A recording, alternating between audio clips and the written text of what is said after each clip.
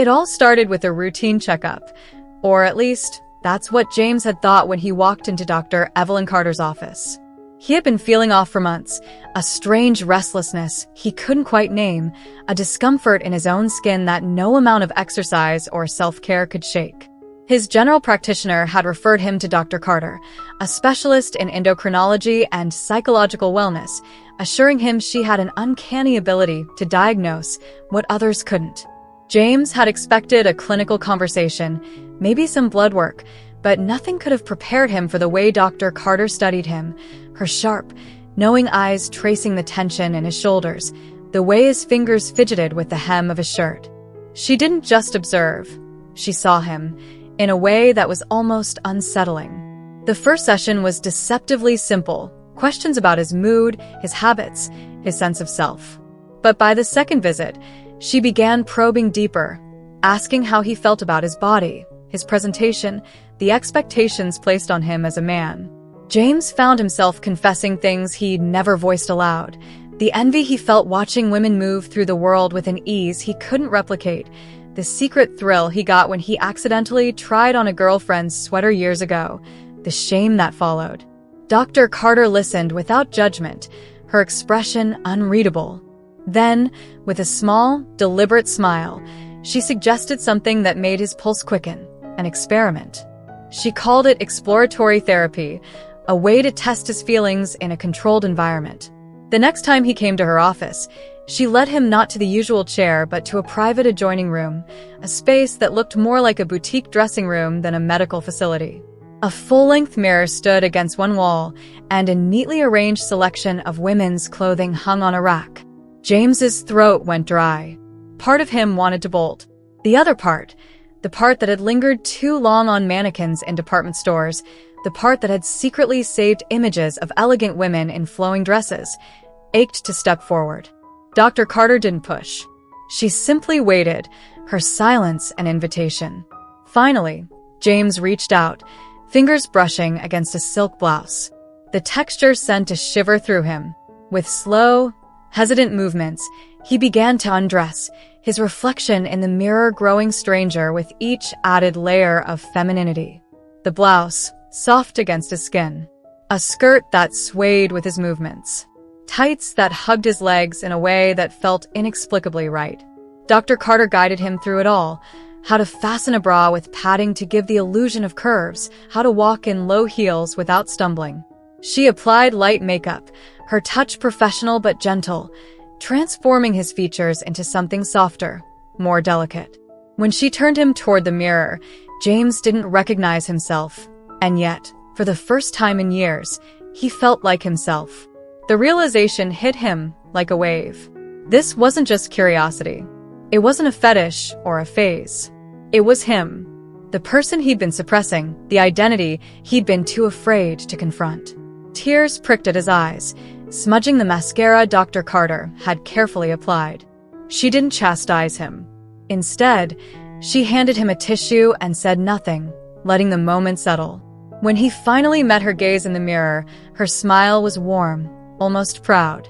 The sessions that followed were transformative. Under Dr. Carter's guidance, James, now tentatively trying out the name Jamie, explored hormones, voice training, the subtle art of feminine mannerisms. What had begun as an experiment became a journey, one that reshaped not just his body but his entire sense of being. And through it all, Dr. Carter was there, not just as a physician, but as the first person who had truly seen her. Because that's who Jamie was now. Herself. The world outside the office was still daunting, full of challenges and uncertainties. But as Jamie walked out of the clinic that final day, wearing a sundress she'd bought for herself, the sunlight warm on her bare shoulders, she knew one thing for certain. She was finally home. The first time Jamie stepped outside as her true self, her heart hammered so violently she was sure everyone could hear it. The soft rustle of her skirt against her thighs, the gentle click of her low heels on the pavement. Every sensation was magnified, electric. She kept her head slightly down, not out of shame, but from the sheer newness of it all. Would people stare? Would they whisper? To her surprise, the world didn't stop. A woman pushing a stroller smiled at her in passing. A barista at the cafe nearby didn't even blink when she ordered her coffee. The only person who seemed to notice anything different was Jamie herself, and what she noticed was how natural it felt. Dr. Carter had warned her that transition wasn't a straight line. Some days were euphoric, others were riddled with doubt. There were moments when Jamie stood in front of the mirror, scrutinizing the angles of her face, the breadth of her shoulders, wondering if she would ever truly pass. But then she'd remember the doctor's words, "This isn't about passing, it's about being." And so, She started small, wearing subtle makeup to the grocery store, swapping her old jeans for women's cut ones. Then came the bigger steps, coming out to her closest friend, who hugged her so tight Jamie thought she might cry all over again. Then her sister, who, after a stunned silence, grinned and said, "Well, that explains why you stole my hair clips when we were kids." Work was the hardest hurdle. Jamie had built a career in a male-dominated field, and the thought of walking into the office as herself terrified her. But Dr. Carter had prepared her for this, too, role-playing conversations, rehearsing confident body language, even helping her pick out a professional but feminine wardrobe. The day Jamie finally introduced herself to her colleagues as Jamie was the day she realized how much strength femininity could hold. Not everyone understood. Some family members distanced themselves. An old friend awkwardly avoided her. But for every loss, there was a gain. New friendships with women who welcomed her into spaces she'd once only observed from afar, the sheer joy of being seen as one of them. And then there was the physical transformation. Hormones softened her edges, rounded her hips, made her skin smoother. Her reflection slowly aligned with the woman she'd always imagined inside. Dr. Carter monitored her progress with a mix of professional pride and something almost maternal, always ready to adjust dosages, recommend specialists, or simply listen when Jamie needed to talk. One evening, months into her transition, Jamie stood in front of her mirror wearing a little black dress, the first real dress she'd ever bought for herself, not just an experiment. She smoothed the fabric over her waist, turned to see how it flared at her hips, and smiled. She thought back to that first day in Dr. Carter's office, the fear and the longing tangled together. Now, the fear was fading. The longing? It was being fulfilled, piece by piece. Jamie slipped on her heels, grabbed her purse, and headed out the door. Not as a man pretending, but as a woman living. And that made all the difference. As the months passed, Jamie's confidence grew in ways she never imagined possible. What had once felt like a secret experiment under Dr. Carter's guidance had blossomed into her authentic life. She no longer hesitated before speaking in her softer, practiced voice. She no longer stiffened when someone used her name, her real name, in public. The world had adjusted around her, or maybe she had simply stopped fighting against herself long enough to realize the world had always been more flexible than she feared.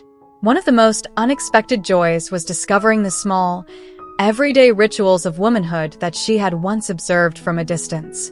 The careful selection of jewelry to match an outfit, the way a swipe of lipstick could change her entire mood, the camaraderie of women's spaces where she was no longer an outsider, but one of them. Even the inconveniences, like learning how to sit gracefully in a tight skirt or the eternal struggle of finding pockets in dresses, felt like badges of belonging. Dr. Carter remained a steady presence in her life, though their sessions grew less frequent. What had begun as a doctor-patient relationship had slowly shifted into something closer to mentorship, even friendship. Jamie sometimes wondered if the doctor had seen this outcome from the very first day, if she had recognized the woman hidden beneath the surface before Jamie herself had dared to. Then came the day Dr. Carter suggested something new. "You've done incredible work," she said, leaning back in her chair. "But there's another step if you're ready." Jamie's pulse quickened. She knew what the doctor meant. They had discussed surgery before in abstract terms, the possibility of facial feminization, the eventual consideration of more permanent changes. But this was the first time Dr. Carter had framed it as something within reach. The idea was terrifying and exhilarating. Jamie spent weeks researching, weighing pros and cons, staring at her reflection, and imagining how she might look after. She pored over before and after photos of other transgender women, studying the subtle shifts that could make such a profound difference. The more she learned, the more she wanted it, not because she felt incomplete as she was, but because the possibility of aligning her outer self even more closely with her inner truth was irresistible. The morning of her consultation with the surgeon, Jamie dressed with extra care, a tailored blouse, a pencil skirt, heels that clicked assertively against the floor. She wanted there to be no doubt in anyone's mind who walked into that office. The surgeon, a kind-eyed woman with a no-nonsense demeanor, went over the options with clinical precision. Cheek augmentation, brow reduction, a tracheal shave to soften her Adam's apple. Jamie listened, nodding, her stomach fluttering. It was a lot to process. But when the surgeon asked, "Is this what you want?" the answer came effortlessly. Yes. The weeks leading up to the surgery were a blur of preparations, medical clearances, pre-op appointments, rearranging her life for the recovery period. The night before, Jamie stood in front of her mirror for a long time, tracing the contours of her face with her fingertips. This was the last time she would see this version of herself. She felt a pang of something like grief, but it was fleeting, washed away by a wave of anticipation. The surgery itself was a haze of anesthesia and disjointed memories. Waking up groggy, her face wrapped in bandages, the dull ache beneath the medication. Dr. Carter visiting her recovery room, squeezing her hand. Then came the unveiling. Jamie's hands trembled as the nurse carefully removed the dressings. She had braced herself for swelling, for bruising, for a stranger's face staring back at her. But when she finally looked in the mirror, what she saw wasn't a stranger at all. It was her. The changes were subtle but profound. The softer arch of her brows, the smoother curve of her jaw. The face in the mirror was undeniably feminine, yet unmistakably Jamie. She touched her cheeks, her lips, and laughed, a watery sound edged with tears. Dr. Carter, standing beside her, smiled. "Welcome home," she said softly. And Jamie knew she was finally fully herself. The world outside was still the same, but she wasn't, and that made all the difference. The recovery period after surgery was both grueling and strangely meditative. Jamie spent long afternoons propped up in bed, her face still tender, sipping tea through a straw and watching the sunlight shift across her apartment walls. The swelling would take weeks to fully subside, the bruises fading from deep purple to mottled yellow before disappearing entirely. But even in those early days, she could see the changes, the delicate slope of her nose, the way her cheekbones caught the light.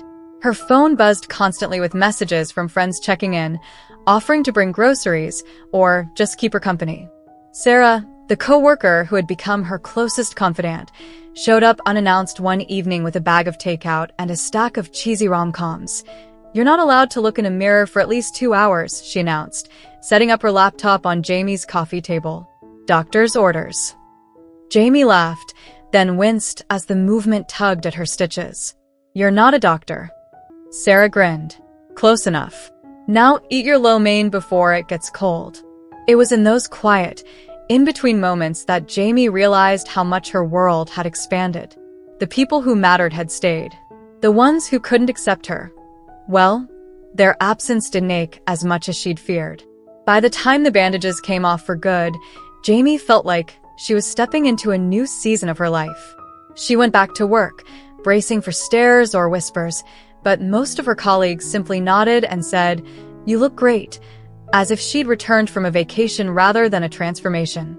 Only her boss, a gruff but well-meaning man in his 50s, hesitated before asking, "So, it's still Jamie, right? Not Jasmine or something?" "Still Jamie," she assured him, hiding a smile. Life settled into a rhythm again, but this time, it was a rhythm she didn't have to force. She dated. Awkwardly at first, navigating the minefield of when and how to disclose her past, learning to recognize the difference between curiosity and fetishization. There were missteps. A woman who ghosted her after their third date, a man who called her brave, in a way that made her skin crawl. But then there was Leah, a soft-spoken librarian who kissed her goodnight on the doorstep and said, "I'd love to see you again." like it was the simplest thing in the world. And through it all, Dr. Carter remained a quiet constant. Their sessions had dwindled to the occasional check-in, but Jamie still sent her updates, a photo of her and Leah at a pride parade, a rambling text about finally understanding the hype around sundresses. The doctor always replied with warmth, her pride evident even through the screen. Then, one rainy Tuesday afternoon, Jamie found herself sitting across from Dr. Carter in her office, once more, not as a patient, but as a guest. "I'm retiring," the doctor said, stirring sugar into her tea. "At the end of the year." Jamie blinked. What? "But you're not as young as I used to be?" Dr. Carter chuckled. "Exactly." The news settled over Jamie like a weight. It was silly. She knew Dr. Carter had already given her so much. But the idea of her not being there, even just as a name in Jamie's phone, felt like losing a compass. As if reading her mind, the doctor reached across the desk and squeezed her hand. "You don't need me anymore, Jamie. That's the point." And Jamie realized she was right. The last scene of this story isn't a dramatic one. It's Jamie, 6 years after that first tentative appointment, standing in front of a different mirror, the one in her and Leah's shared bedroom. She's adjusting the straps of her bridal gown, the lace whispering against her skin. Leah appears behind her, wrapping her arms around Jamie's waist, resting her chin on her shoulder. "Ready," Leah murmurs. Jamie meets her own gaze in the mirror, the curve of her smile, the light in her eyes, and nods. Somewhere out there, Dr. Carter is probably sipping tea, maybe thinking of her former patients, maybe not. But in this moment, Jamie is simply herself, no longer becoming, no longer waiting, just being. And that, more than anything else, is the happy ending. Thank you so much for watching till now. It means the world to have you here. This community is all about empowering each other and celebrating the incredible journeys of everyone on their path to living authentically. If you're ever feeling lost or alone, remember you have a whole family here for you. Hit that subscribe button, smash that like button, and let's keep inspiring each other, sending you all the love and strength in the world. Until next time, live your life by your rules.